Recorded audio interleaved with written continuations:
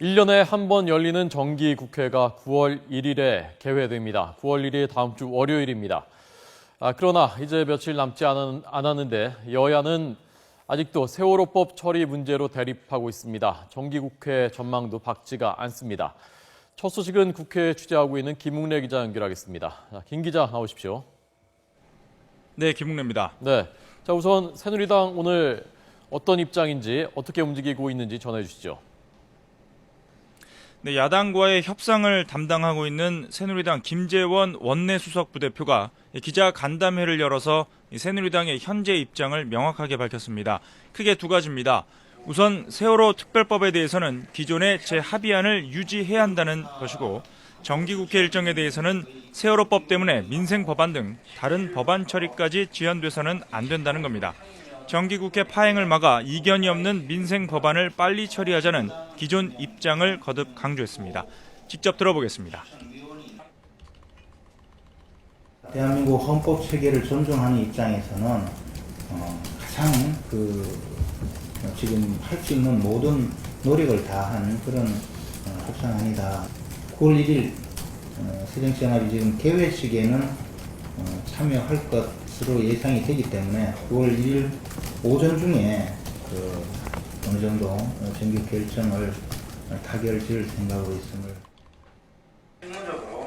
김수석 부대표는 진상조사위원회에 수사권과 기소권을 달라는 유가족의 주장에 대해서는 사실상 새로운 수사기관을 창설하자는 주장이나 다름없다며 수용 불가 입장을 거듭 밝혔습니다.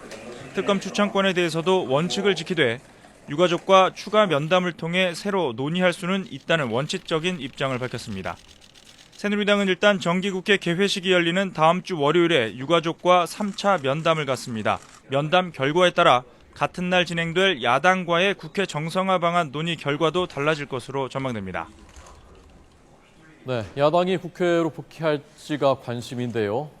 지금 좀 기류가 어떻습니까?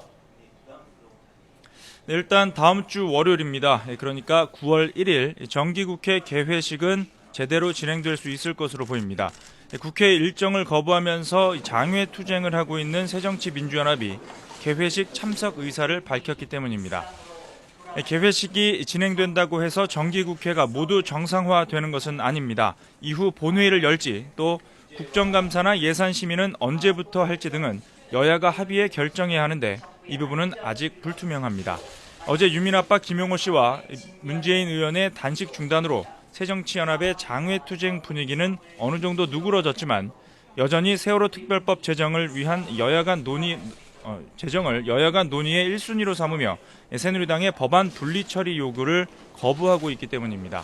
박영선 원내대표는 광화문 농성이 이어지지 않으려면 정부와 여당의 태도 변화가 있어야 한다면서 특별법 처리를 압박하고 있습니다. 직접 들어보겠습니다.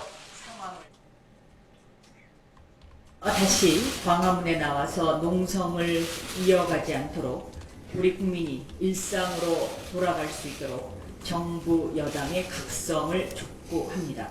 진실된 정치가 실종된 대한민국의 현실입니다. 대통령께서도 5.19 담화문을 내던 그때를 생각하시라고 다시 한번 강조합니다. 여야가 이렇게 대치하는 사이 여야 원내 사령탑이 들어선 이후 지난 넉 달 동안 처리된 법안은 단 한 건도 없습니다. 또 국회 세월호 국정조사 특별위원회도 이렇다 할 성과를 내지 못한 채 내일 활동을 접게 됩니다. 지금까지 국회에서 YTN 김웅래입니다.